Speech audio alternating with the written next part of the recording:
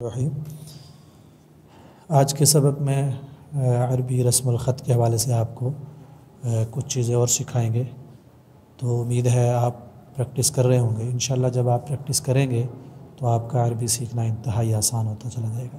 جو الفاظ پہلے ہو چکے ہیں میں ذرا ایک دفعہ لکھ دیتا ہوں۔ الف با تھا، آگے اس کے مثل جتنے تھے، اس کے بعد جیم،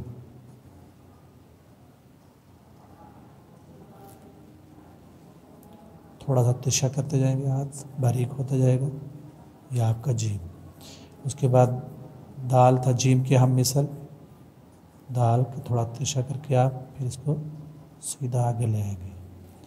را کی دو شیپ بتائی تھی، ایک اور دوسری، یہ را کی دوسری شیپ تھی۔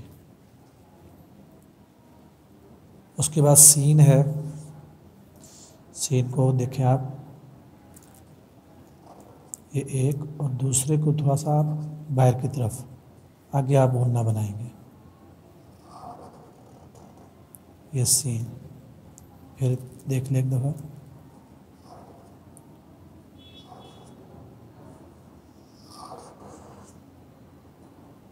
سین۔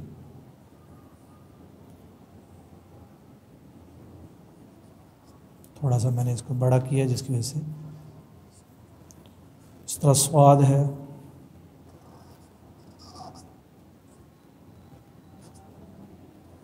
یہ آپ اس کے آگے سے غنہ آپ بنائیں گے۔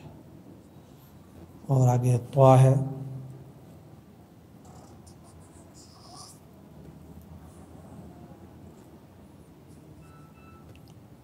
طوا، اس کی ایک شیپ اور بھی بنتی ہے طوا کی، یہ سیدھا آ کے ملا دیں، طوا۔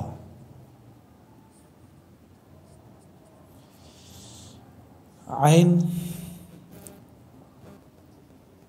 جیم کی طرح آگے اس کو تھوڑا سا آپ تشا کرتے جائیں گے، عین۔ تو عین تک آپ پریکٹس کریں گے، جو الفاظ آپ کے سامنے آئے ہیں ان کی آپ پریکٹس کریں۔ جب انشاءاللہ انہی لفظوں کو جوڑیں گے تو آپ کے لیے یہ مزید آسانی ہوتی چل جائے گی۔ جیسے میں ایک نام لکھ دیتا ہوں عربی میں، جیسے لفظ پہلا ہے الف تھا تو ہم لکھتے ہیں اقرا، لکھتے ہیں مثلا، یہ سیدھا آگے را اس شیپ کی بنا سکتے ہیں آپ، یہ نقطے آپ، پھر دوبارہ الف، یہ حمزہ، اقرا۔ عربی کا اگر آپ لکھتے ہیں وہ بھی سیدھا آگے اسی طرح را، عین کی،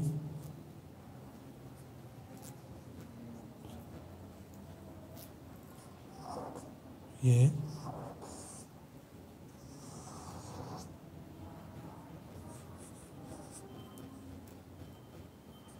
عربک، ٹھیک ہے۔ ٹیچر اگر آپ لکھتے ہیں وہی ٹے شروع میں، پھر آگے جیم، اس طرح جیم بتایا تھا، پھر آگے آپ سیدھا لے کے جائیں گے، اسی طرح را آگے ڈال دیں۔ تھوڑا سا میں نے اوپر اس لیے کیا تاکہ آپ کو را الگ سے نظر آئے، یہ آگے ٹیچر۔ تو یہ وہی الفاظ ہم ان کو جوڑ رہے ہیں، ٹھیک ہے۔ اگر اس کو اردو میں لکھتے ہیں اگر ہم، تو اردو میں بھی جب آپ کو انشاءاللہ اس میں آسانی ہوگی تو آپ کو اردو میں بھی آپ کے لیے آسانی ہوتی جائے گی۔